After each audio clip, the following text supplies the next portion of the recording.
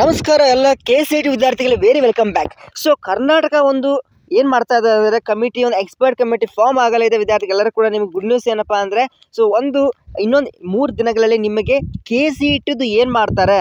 So ನಿಮಗೆ ಇವಾಗೇನು grace marks ಕೊಡ್ತಾರೋ, ಎಕ್ಸಾಮ್ ಮಾಡ್ತಾರೋ ಅಥವಾ ಏನಾದರೂ ಡಿಲೇ ಕ್ವಶನ್ ಅಷ್ಟು ಬಿಟ್ಟು ಉಳಿದಂಥ ಕ್ವಶನ್ ಮೇಲೆ ನಿಮಗೆ ಆವ್ರೇಜ್ ಮಾರ್ಕ್ಸನ್ನು ಪಡಿತಾರೋ ಅಂತ ಇದೊಂದು ಡೌಟ್ಸ್ ಭಾಳಷ್ಟು ಜನಕ್ಕಿದೆ. ಸೊ ವಿದ್ಯಾರ್ಥಿಗಳ ನಿಮ್ಮ ಕನ್ಸರ್ನ ಅಬ್ಜೆಕ್ಷನ್ ರೇಸ್ ಮಾಡಿಕೊಳ್ಳಿ. ಏಪ್ರಿಲ್ 27ರವರೆಗೆ ನಿಮಗೆ ಅವಕಾಶವನ್ನು ಕೊಟ್ಟಿದ್ದಾರೆ KEAದವರು. ಇಲ್ಲಿ ಕೂಡ ನೋಡ್ತಾ ಇರ್ಬೋದು. Okay, the government also announced that KEA is allowing students to raise their objection to the questions until April 27.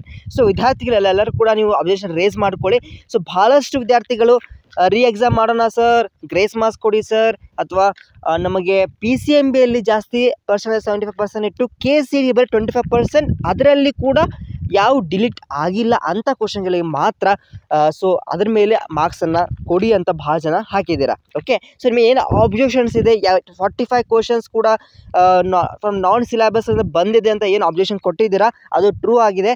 So ಏನಂದರೆ KEAದವರು ನೆಗ್ಲಿಜೆನ್ಸಿ, ಇಲ್ಲಿ ಸರ್ಕಾರ ಏನು ಮಾಡಿದೆ ಅಂದರೆ, ಸೊ ಇಲ್ಲೇನು 12 pre university colleges management association ಅಂತ ಇರುತ್ತೆ, ಪ್ರೈವೇಟ್ ಅಸೋಸಿಯೇಷನ್ ಇದೆ ಅಲ್ವಾ, ಅವರು ಹೇಳಿದ್ದಾರೆ I believe this is not due to lack of coordination but gross negligency on the part of KEA, Karnataka examination authority. So ಇವ್ರ ತಪ್ಪಿಗೆ ಏನು ನೆಗ್ಲಿಜೆನ್ಸಿ ಮಾಡಿದ್ದಾರೆ, ಯಾಕೆಂದರೆ ಅವ್ರು ನೋಡ್ಕೋಬೇಕಿತ್ತು, ಸಿಲೆಬಸ್ ಪ್ರಕಾರ ಕ್ವಶನ್ ಸೆಟ್ ಮಾಡಬೇಕಿತ್ತು. ಅವರು ಹಳೆ ಸಿಲೆಬಸನ್ನು ತೆಗೆದುಕೊಂಡು ಕ್ವಶನ್ ಸೆಟ್ ಮಾಡೋದು ಅದು ಹಂಗಾಗಿದ್ದಕ್ಕೆ ಇದು ಮಿಸ್ಟೇಕ್ ಆಗಿದೆ. They only partially admitted. ಫಸ್ಟಿಗೆ ಅವರು initially they did not admit that they were wrong. Okay, ಫಸ್ಟಿಗೆ ನಮ್ಮ ತಪ್ಪಿಲ್ಲ ಅಂತ ಹೇಳಿಬಿಟ್ರು KEAದವರು. ಆಮೇಲೆ ಏನು ಮಾಡಿದಾರೆ ಅಂದರೆ ಇವಾಗ ಪಾರ್ಷಿಯಲಿ ಸ್ವಲ್ಪ ಹೌದು ನಾವು ಮಿಸ್ಟೇಕ್ ಮಾಡಿದ್ದೇವೆ ಅಂತ ವೆನ್ ಸ್ಟೂಡೆಂಟ್ಸ್ ಆ್ಯಂಡ್ ಪೇರೆಂಟ್ಸ್ ಪ್ರೊಟೆಸ್ಟರ್, ಯಾವಾಗ ಏನು ಮೊನ್ನೆ ತಾನೇ ಎಲ್ಲ ಕೂಡ ಪ್ರೊಟೆಸ್ಟ್ ಏನು ಸ್ಟ್ರೈಕ್ ಮಾಡಿದ್ವಿ ಇನ್ನು ಲಾರ್ಜ್ ನಂಬರಲ್ಲಿ, ಆವಾಗ ರಮ್ಯಾ ಮೇಡಮ್ ಆಗಿರ್ಬೋದು ಅವ್ರು ತಪ್ಪು ಮಾಡಿದ್ವಿ ಅಂತ ಅದನ್ನ ಅಪ್ಕೊಂಡಿದ್ದಾರೆ. We hope that the committee will come up with the comprehensive and effective solution to the address this crisis. If not agreed pace to, ಮತ್ತು ಇನ್ ಕೇಸ್ ಅವ್ರು ಒಪ್ಪಲಿಲ್ಲ ಅಂದರೆ ಮತ್ತೆ ವಿದ್ಯಾರ್ಥಿಗಳು, ಪೇರೆಂಟ್ಸು, ಟೀಚರ್ಸ್, ಈವನ್ ಲೆಕ್ಚರರ್ಸ್ ಕೂಡ ನಮಗೆ ಸಪೋರ್ಟಲ್ಲಿ ಇದ್ದಾರೆ. ಸೊ ಅದು ಮತ್ತೆ ಏನಾದರೂ ಲೀಗಲ್ ಆಪ್ಷನ್ಗೆ ಕೋರ್ಟ್ ಕೇಸು ಅಥವಾ ಮತ್ತೆ ಸ್ಟ್ರೈಕಿಗೆ ಮತ್ತೆ ಅದು ಆಗುತ್ತೆ. ಸೊ ವಿದ್ಯಾರ್ಥಿಗಳಿಗೆ ಅಲ್ಟಿಮೇಟ್ಲಿ ಇದು ಅವ್ರಿಗೆ ವಿದ್ಯಾರ್ಥಿಗಳಿಗೆ ಪ್ರಾಬ್ಲಮ್ ಆಗ್ತಾ ಇದೆ, ಯಾಕಂದರೆ KCET ಕೌನ್ಸಿಲಿಂಗ್ ಪ್ರಕ್ರಿಯೆ ಕೂಡ ಇದ್ರ ಮುಖಾಂತರ ದೂರ ಆಗ್ತಾ ಇದೆ. ಸೊ ವಿದ್ಯಾರ್ಥಿಗಳು ಒಂದು ಹಿತದೃಷ್ಟಿ ಮುಖಾಂತರ ಒಳ್ಳೇದಾಗಬೇಕು. ಓಕೆ, ಸೊ ಯಾಕಂದರೆ ಎಲ್ಲ ಕೂಡ ಇವಾಗ ರೀಸೆಂಟ್ಲಿ ರಿಸಲ್ಟ್ ಕೂಡ ಜಲ್ದಿ ಬಂದಿದೆ. ಸೊ ಆದಷ್ಟು ಬೇಗನೆ KCET ಕೌನ್ಸಿಲಿಂಗ್ ಕೂಡ ಚಾಲೂ ಮಾಡಬೇಕು. ಯಾಕಂದರೆ ಇವನ್ ನಿಮಗೆ SSP ಸ್ಕಾಲರ್ಶಿಪ್ ಅಪ್ಲೈ ಮಾಡಲಿಕ್ಕೆ ಕೂಡ ಲಾಸ್ಟ್ ಡೇಟು ಸ್ವಲ್ಪ ಡೆಡ್ಲೈನ್ ಇರುತ್ತೆ, ಅಷ್ಟರೊಳಗೆ ಅಪ್ಲೈ ಮಾಡ್ಕೋಬೇಕು. ಇವನ್ NSP ಕೂಡ. ಸೊ ಎಲ್ಲ ಕೂಡ ಆಲ್ ದ ಟೈಮ್ ಆಗಬೇಕು. ಇವ್ರು KEAದವ್ರ ತಪ್ಪಿಂದ ಎಲ್ಲ ಕೂಡ ಡಿಲೇ ಆಗುತ್ತೆ. ಸೊ KEA ಅವರು ತಪ್ಪು ಮಾಡಿದ್ದಾರೆ.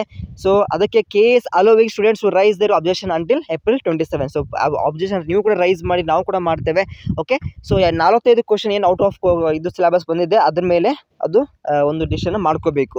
ಸೊ ವಿದ್ಯಾರ್ಥಿಗಳೇ, ನೀವು ಗೊಂದಲ ಮಾಡ್ಕೊಳ್ಳಿಕ್ಕೆ ಹೋಗಬೇಡಿ. ಒಂದು ಡಿಸಿಷನ್ಗೆ ಬನ್ನಿ. ಗ್ರೇಸ್ ಮಾರ್ಕ್ಸ್ ಕೊಡಬೇಕು, ಎಕ್ಸಾಮ್ ಮಾಡಬೇಕು, ಅಥವಾ ಏನು ಬರೀ 45% ಅಥವಾ ಏನು ಬರೀ 40 ಕ್ವಶನ್ಸ್ ಇದಾವಲ್ಲ ಯಾವ ಡಿಲೀಟ್ ಆಗಿಲ್ಲ, ಓಕೆ, ಅಂಥ ಕ್ವಶನ್ಗೆ ಮಾತ್ರ ಒಂದು ಮಾರ್ಕ್ಸನ್ನು ಕೊಡಬೇಕು, ಅಥವಾ PCM ಜಾಸ್ತಿ 70% ಮಾಡಬೇಕು. ಅದನ್ನು ಡಿಸಿಷನ್ ನೀವು ಕ್ಲಾರಿಫೈ ಮಾಡ್ಕೊಳ್ಳಿ. ಭಾಳಷ್ಟು ಪೇರೆಂಟ್ಸ್ಗೆ ಒಂದು ರಿಕ್ವೆಸ್ಟ್ ಈ ವಿಡಿಯೋ ಏನಂದರೆ, ಪೇರೆಂಟ್ಸು, ಲೆಕ್ಚರ್ ಮತ್ತು ಸ್ಟೂಡೆಂಟ್ಸ್ಗೆ ಒಂದು ಡಿಸಿಷನಿಗೆ ಬನ್ನಿ. ಎಕ್ಸಾಮ್ ಬೇಕು ಅಥವಾ ಗ್ರೇಸ್ ಮಾರ್ಕ್ಸ್ ಬೇಕು ಅಥವಾ ಏನಾದರೂ ಬೇರೆ ಟೈಪ್ ನಿಮಗೆ ಒಂದು ಅಡ್ರೆಸ್ಸನ್ನು ಇಶ್ಯೂ ಮಾಡಬೇಕು. ಯಾಕಂದ್ರೆ ನೀವು ಕನ್ಫ್ಯೂಷನ್ ಮಾಡಿದ್ರೆ ನಿಮ್ಮ ಅಬ್ಜೆಕ್ಷನ್ ಜಾಸ್ತಿ ಯಾವ್ದು ರೇಸ್ ಆಗುತ್ತೆ ಅದು ಮೇಲೆ ಡಿಸಿಷನ್ ಆಗುತ್ತೆ. ನೀವೇ ಕನ್ಫ್ಯೂಸ್ ಮಾಡಿಬಿಟ್ರೆ KEAದವರಿಗೆ ಅವರು ಒಂದು ಎಕ್ಸಾಮ್ ಮಾಡ್ಕೋಬೋದು, ಇಲ್ಲ grace marks doubt, but still then ಅವ್ರು ಮತ್ತೆ ಎಕ್ಸಾಮ್ ಮಾಡಿದರೆ ಮತ್ತೆ ಪ್ರಾಬ್ಲಮ್ ಮತ್ತು ಡಿಲೇ ಆಗುತ್ತೆ. ಓಕೆ, ಮತ್ತೆ ಎಕ್ಸಾಮಿನೇಷನ್ ಬರೀಬೇಕು, ಮತ್ತೆ ಹೋಗಬೇಕು, ಇವೆಲ್ಲ ಪ್ರಾಬ್ಲಮ್ ಆಗುತ್ತೆ. ಸೊ ಒಂದು ಡಿಸಿಷನ್ಗೆ ಬನ್ನಿ. ನನ್ನ ಒಂದು ಕಳಕಳಿ ವಿನಂತಿ ಏನಂದರೆ, ಒಂದು ಫೈನಲ್ ಡಿಸಿಷನ್ ಮಾಡಿಕೊಂಡು ಅದ್ರ ಮೇಲೆ ನೀವು ವರ್ಕ್ ಮಾಡಿ. ಓಕೆ, ಇವಾಗ ಎಕ್ಸಾಂಪಲ್ಗೆ 75% ನಾವು PCMB ಮಾಡೋಣ, ಉಳಿದಂಥ ಏನು 25% ಇದೆ ಅಲ್ವಾ, ಅದರ ಆಧಾರ ಮೇಲೆ ಏನು ಮಾಡೋಣ ಅಂದರೆ, ಸೊ ಏನು ಡಿಲೀಟ್ ಆಗಿಲ್ಲ ಅಂಥ ಕ್ವಶನ್ಸ್ ಮೇಲೆ ಆ್ಯಾವ್ರೇಜನ್ನು ಪಡೆದುಕೊಂಡು ಮಾರ್ಕ್ಸನ್ನು ಕೊಡಿ ಅಷ್ಟೇ, ಆಯಿತಾ. ಯಾಕಂದ್ರೆ ಜಾಸ್ತಿ ಪರ್ಸೆಂಟ್ PU ಬೋರ್ಡಲ್ಲಿ ಇರಲಿ ಅಂತ. ಓಕೆ, ಹಿಂಗೆ ಮಾಡಿದ್ರೆ ಒಂದು KEAದವ್ರು ಕೂಡ ಕ್ಲಾರಿಟಿ ಇರುತ್ತೆ. ಸೊ ನೀವು ನಾನ್ ಕ್ಲಾರಿಟಿ ಮಾಡ್ತಾ ಇದ್ದೀರಾ, ಎಕ್ಸಾಮ್ ಮಾಡೋಣ, ಗ್ರೇಸ್ ಮಾರ್ಕ್ಸ್ ಕೊಡೋಣ, ಇವೆಲ್ಲ ಕನ್ಫ್ಯೂಷನ್ ಇದ್ದರೆ ಸೊ KEA ಒಂದು ರಾಂಗ್ ಡಿಸಿಷನ್ ಹೋಗ್ಬೋದು. ಓಕೆ, ಹಾಗಾಗಿ ಸೊ ಪ್ಲೀಸ್ ಇದ್ರ ಬಗ್ಗೆ ಎಲ್ಲ ಈ ವಿಡಿಯೋನ ಪ್ಲೀಸ್ ಮ್ಯಾಕ್ಸಿಮಮ್ ವಿದ್ಯಾರ್ಥಿ ಶೇರ್ ಮಾಡಿ, ಮ್ಯಾಕ್ಸಿಮಮ್ ಟೀಚರ್ಸ್ಗೆ ಶೇರ್ ಮಾಡಿ, ಮ್ಯಾಕ್ಸಿಮಮ್ ಮತ್ತು ಪೇರೆಂಟ್ಸ್ ಕೂಡ ಶೇರ್ ಮಾಡಿ. ಒಂದು ಡಿಸಿಷನ್ ಬಂದುಬಿಟ್ಟು ಏಪ್ರಿಲ್ 27ವರೆಗೆ ಅಬ್ಜೆಕ್ಷನ್ ರೇಸ್ ಮಾಡ್ಕೊಳ್ಳಿ. ಸೊ ಸೂನ್ ಇದು ನಿಮಗೆ ಒಂದು ಡಿಸಿಷನ್ ಬರಬೇಕು, ಕೌನ್ಸಿಲಿಂಗ್ ಡಿಲೇ ಆಗಬಾರ್ದು, ವಿದ್ಯಾರ್ಥಿ ಹಿತದೃಷ್ಟಿಯಿಂದ ನಡಿಬೇಕು. ಸೊ ಆದಷ್ಟು ವಿಡಿಯೋಗೆ ಲೈಕ್ ಮಾಡಿ, ಇಷ್ಟೆಲ್ಲ ಎಫರ್ಟ್ಸ್ಗೆ. ಸೊ ಸೂನ್ ಒಂದು ನಮ್ಮ ಟೆಲಿಗ್ರಾಮ್ ಗ್ರೂಪ್ ಕೂಡ ಇದೆ, ನಾನು ಡಿಸ್ಕ್ರಿಪ್ಷನ್ ಬಾಕ್ಸಲ್ಲಿ ಹಾಕಿರ್ತೇನೆ. ನಾವೆಲ್ಲ ಒಗ್ಗಟ್ಟಾಗಿರೋಣ. 4,500 ಜನ ವಿದ್ಯಾರ್ಥಿ ಜಾಯ್ನ್ ಆಗಿದ್ದಾರೆ. ಅದ್ರ ಜೊತೆಗೆ ಮುಂದೆ ನಾವು ಕೌನ್ಸಿಲಿಂಗ್ ಪ್ರಕ್ರಿಯೆಯಲ್ಲಿ ಏನೋ ಡೌಟ್ಸ್ ಇದ್ದರೆ ಆ ವಿದ್ಯಾರ್ಥಿಗಳು ಏನು ಮಾತಾಡಿಕೊಂಡು ಅವರು ನೆಕ್ಸ್ಟ್ ಪ್ರೊಸೆಸನ್ನು ಫಾಲೋ ಮಾಡಬೇಕು. ಯಾಕೆಂದರೆ ನಿಮಗೆ ಕೆ ಅವ್ರ ಸಂಬಂಧ ಇರಲ್ಲ, ಅಂದರೆ ಕೆ ಜೊತೆ ನೀವು ಮಾತಾಡಲಿಕ್ಕೆ ಆಗಲ್ಲ. ಸೊ ನಿಮ್ಮ ಬೇರೆ ಫ್ರೆಂಡ್ಸ್ ಎಕ್ಸ್ಪೀರಿಯನ್ಸ್ ಆಗಿರುತ್ತೆ ಅಥವಾ ಅವರು ಕೂಡ ಮಾಡುತ್ತಾರೆ ಆ ಒಂದು ಸ್ಟೆಪ್ಪನ್ನು, ನಿಮಗೆ ಹೆಲ್ಪ್ ಆಗುತ್ತೆ. ಸೊ ಅದಕ್ಕಾಗಿ ಹಿತದೃಷ್ಟಿ ಮುಖಾಂತರ ಈ ವಿಡಿಯೋ ಮಾಡ್ತಾ ಇದ್ದೇವೆ. ಸೊ ಈ ಚಾನಲ್ ಕೂಡ KCD ಸಂಬಂಧಪಟ್ಟಂತ ಇದೆ. ಸೊ ಲೈಕ್ ಮಾಡಿ, ನಿಮ್ಮ ಫ್ರೆಂಡ್ಸ್ಗೆ ಶೇರ್ ಮಾಡಿ. Thank you.